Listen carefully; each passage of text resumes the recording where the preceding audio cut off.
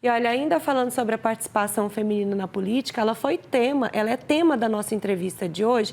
E embora o eleitorado brasileiro seja majoritariamente feminino, a representatividade das mulheres no poder ainda não reflete essa realidade, como a Lohane falou.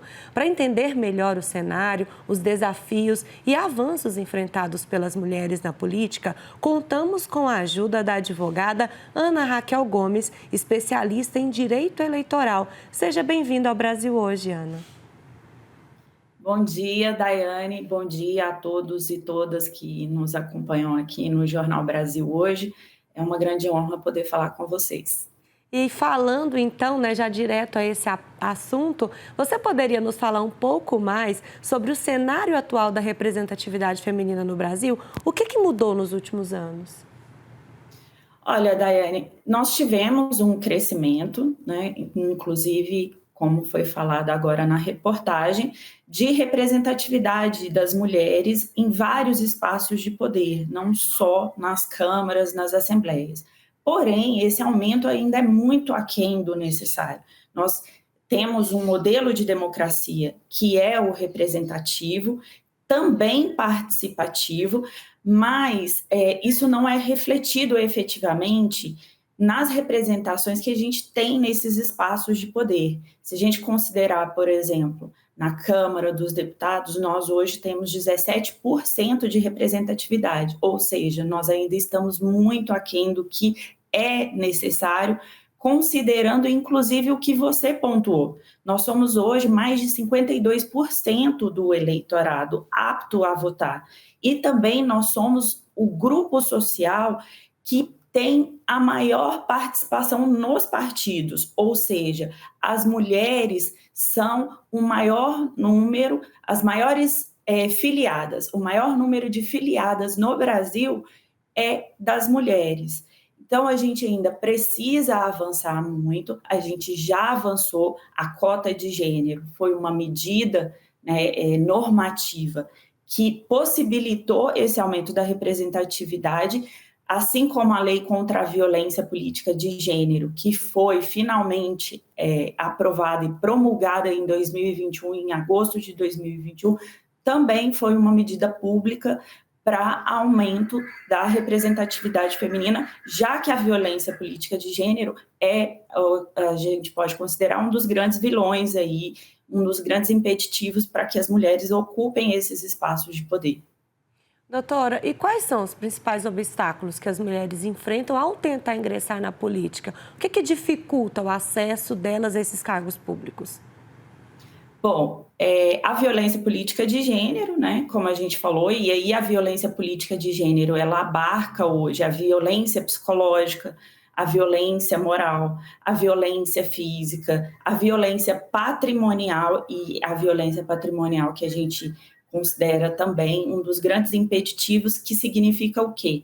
Efetivamente, recursos destinados para as campanhas femininas, né? Porque a gente tem um estudo, seja pela própria Secretaria da Mulher da Câmara dos Deputados, seja pelo Instituto Alziras, seja pela Justiça Global. A gente tem vários institutos que já pesquisaram e apontaram que as mulheres, elas querem participar, elas gostam de política, elas estão aptas à disputa eleitoral, a ocupar os espaços. Porém, as mulheres não vão deixar suas obrigações com a família, as suas obrigações sociais, para disputarem uma eleição. O que isso quer dizer? Quer dizer que, se não tiver recursos efetivamente destinados para as candidaturas femininas, a gente não vai ter uma diminuição da subrepresentatividade feminina nos espaços de poder, porque hoje a maioria dos lares brasileiros, eles são comandados por mulheres.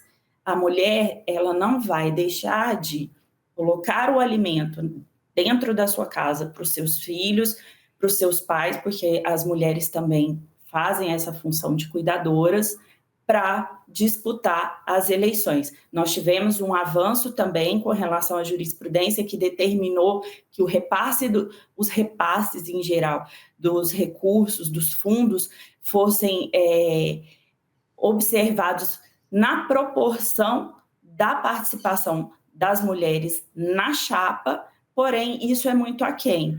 Então, a gente precisa de um esforço dos partidos para que invistam efetivamente nessas campanhas femininas. A gente precisa de recursos destinados para as campanhas femininas. A gente precisa, de fato, que haja um combate efetivo da violência política de gênero em todos os seus aspectos para que as mulheres possam participar. E como foi pontuado na entrevista, a população precisa entender que não vai haver um aprimoramento da democracia, não existe uma democracia efetivamente sem uma representação também dos grupos sociais. Então, as mulheres estão preparadas, elas entendem de política, elas querem participar e precisa também que a população acredite nessas candidaturas. Isso significa, então, que sem esse apoio que a senhora acabou de falar, esses 30% acaba que não adianta, né, essa cota?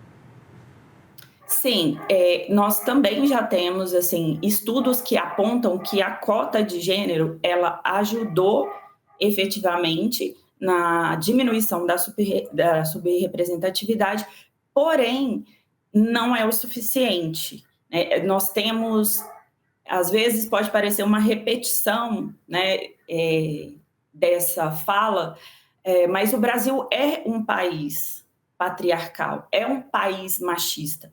Toda a nossa colonização, a nossa participação política, ela é natural, foi naturalizada para que o homem ocupasse esse espaço. Então, a gente ainda tem um machismo estrutural muito forte, que precisa ser desconstruído e tem sido, né, ao longo dos anos. Porém, esse machismo, ele de fato impede, muitas vezes, que as mulheres ocupem esses espaços de poder. É recente a participação das mulheres na política no Brasil. Se a gente for considerar, é desde 1932, 36, que a mulher pôde efetivamente votar e entrar como disputa, como uma pessoa, um ser que disputa a eleição. Então, a gente tem esses impeditivos e a cota de gênero, hoje, ela não é suficiente mais para que as mulheres participem. A gente fala em cota de gênero, não é cota feminina, é cota para qualquer gênero. No entanto, se tornou como uma cota do batom que a gente fala, né? Porque relegam esses 30% para as mulheres. Então, é como se fosse, a gente precisa de 30% de mulheres, e não é assim. Então, existem hoje já projetos de lei no sentido de fazer reservas de vagas para as câmaras, né, municipais, para a Câmara dos Deputados, que com a reserva de vagas, combinado com a cota de gênero, a subrepresentatividade pode, enfim, diminuir efetivamente, já que a cota de gênero hoje não é o suficiente. Mas a gente tem avançado, como eu disse, com políticas públicas como a lei contra a violência política de gênero, a reserva de espaço de rádio e TV, a porcentagem, a reserva, né, de fundo partidário que tem que ser enviado para as campanhas femininas, e também a reserva de percentual que os partidos têm que observar para programas que incentivem a participação feminina na política. Doutora, a gente vê que um dos maiores problemas que o nosso país enfrenta é a questão da violência doméstica, do feminicídio. São casos, assim, demais, né? Toda semana a gente noticia. A importância da presença feminina nesses espaços de poder seria justamente para mudar também essas realidades, para a mulher realmente mostrar ali, nossa, eu sou uma mulher, eu sei o que é que a mulher precisa. Com certeza, Daiane, com certeza. Olha, quem melhor do que mulher para falar quais, né, os problemas que as mulheres enfrentam no Brasil.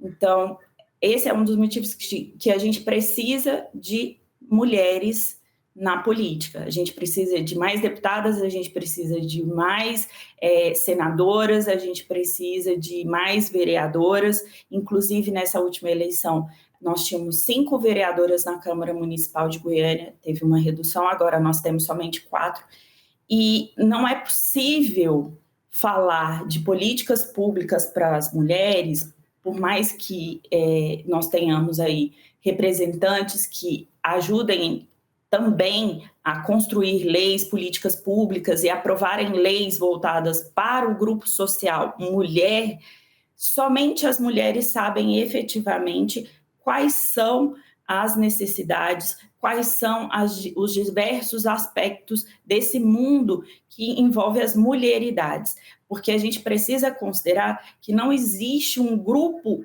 único mulher, existem mulheres, porque a minha realidade como uma mulher branca, como uma mulher cis, heterossexual, não é a mesma realidade de uma mulher negra, heterossexual ou não, é totalmente diferente, periférica. Então, nós temos mulheres indígenas, nós temos mulheres negras, nós temos mulheres trans, e dentro de cada um desses grupos, dessas mulheridades, nós temos necessidades diferentes, nós temos necessidades de políticas públicas diferentes. Então, todas essas necessidades, elas precisam ser pensadas porque as mulheres fazem parte da sociedade, movimentam a economia, movimentam a democracia, movimentam os diversos grupos sociais a que elas pertencem e elas têm necessidades diferenciadas. Então, essas necessidades diferenciadas precisam ser pensadas, porque, afinal de contas, são eleitoras e elas participam da sociedade. Então, a gente precisa pensar política pública para cada grupo. A violência que uma mulher branca sofre em um bairro nobre é uma. A violência que a mulher negra periférica sofre, apesar de ser uma violência doméstica, ela envolve muito mais circunstâncias e idiosincrasias do que uma mulher branca em um bairro nobre. Então, a gente precisa pensar essas políticas públicas considerando as pessoas que estão inseridas na sociedade. Então, a gente, com a diminuição da subrepresentatividade feminina, a gente consegue abarcar e chegar até esses grupos de uma forma efetiva. Uhum. Doutora, para finalizar, qual que é o conselho que a senhora dá para as mulheres que estão na luta, tentando quebrar essa desigualdade e querem realmente, né, ocupar um espaço público para defender as mulheres? Olha, Daiane, é um conjunto de ações, na verdade, né? Porque as mulheres ainda elas estão caminhando para conquistar vários espaços e diminuir várias violências que a gente sofre. Hoje a gente fala, se hoje a gente ainda está discutindo violências, é porque ainda o problema está muito longe de ser resolvido. A gente não está aqui discutindo ainda aprimoramento das políticas públicas e dos mecanismos de combate. A gente ainda está discutindo sobre violências, sobre a subrepresentatividade feminina. Então, o conselho que eu dou nós temos muitas políticas que já foram desenvolvidas, a gente já tem pessoas extremamente interessadas, nós temos mulheres extremamente qualificadas e o que eu aconselho as mulheres que já estão inseridas em grupos políticos, que já participam, por exemplo, que são filiadas, que participam da política, elas precisam continuar cobrando dos partidos mais efetividade nos investimentos para a participação das mulheres naqueles espaços. Elas precisam ter mais espaços nas direções partidárias para que a gente possa ter investimentos reais nas candidaturas femininas e que, então, a participação deixe de ser somente aquela cota de 30%. Então, as mulheres que estão inseridas nesses grupos partidários, nos partidos políticos e também em associações, elas precisam continuar brigando ou disputando espaços para a direção desses locais. As mulheres que disputam as eleições têm que continuar cobrando dos seus partidos uma paridade, efetivamente não que seja ali só a cota de 30%. É preciso também que elas tenham uma rede de apoio, então que formem uma rede de apoio, porque essa rede de apoio ajuda muito quando é necessário fazer uma pressão nas direções partidárias. Esses grupos, essa rede de apoio, elas ajudam muito quando é preciso fazer pressão contra projetos de leis que vão ser votados para diminuir políticas públicas voltadas para as mulheres. É preciso que haja mais formação, mas principalmente também que haja formação dos operadores de direito, né, dos delegados e delegadas, dos promotores e promotoras, dos juízes e juízas. Então, os grupos sociais, essa rede de apoio também podem ajudar na pressão para que esses operadores do direito, eles entendam o que é violência política de gênero e as outras violências, para que então a gente possa ter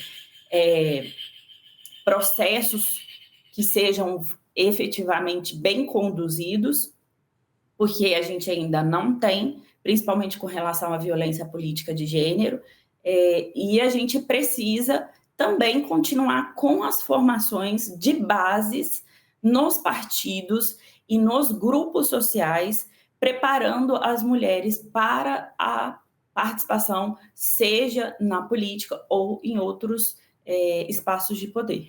Ótimo, muito E obrigada pela... denunciem também. É Desculpe te verdade. interromper, mas que usem os canais de denúncia contra as diversas violências que a gente sofre. Então, Ministério Público, TRE Goiás tem a Ouvidoria da Mulher, onde pode ser denunciado também, Ministério Público Federal, Ministério Público Estadual. A gente tem, as delegacias estão preparadas para receber as denúncias, então, que procurem também esses espaços de denúncia. Isso é muito importante mesmo. Doutora, muito obrigada pela sua participação